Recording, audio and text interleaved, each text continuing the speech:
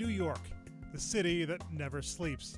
No wonder night matches at the US Open are some of the hottest tickets in town. Indeed, every August and September at the season's final Grand Slam, night tennis, mainly in the sport's largest U stadium, takes on a life of its own. There are marathon matches and late finishes, sometimes past 2:20 in the morning local time. You get that elsewhere, like at the Australian Open, but the atmosphere on Arthur Ashe is hard to duplicate. I think it's kind of energy city, and the people having a big time and show time on the center courts. You can walk anywhere in the city and feel incredibly isolated and like you're in your own little world, even though masses of people are right there. Here you go into this place where there are masses of people, but the spotlight very much is on you, and I think that is really powerful.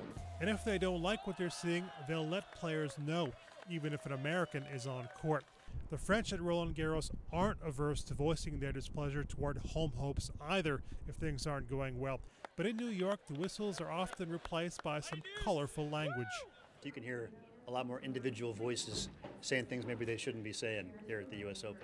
That might stem from the fact that there are around 10 high-profile sports teams in and around the New York area, and fans can say just about whatever they want, when they want. Todd Martin, who won two of the most unforgettable night matches in U.S. Open history, experienced it firsthand. The most memorable one was a time when I was playing over on Louis Armstrong, and I was laying an egg, and somebody yelled and said, "Come on, play like Todd, not Dean." You know, Dean Martin. And I was like, oh my gosh, that's, I get it. I'll shape up.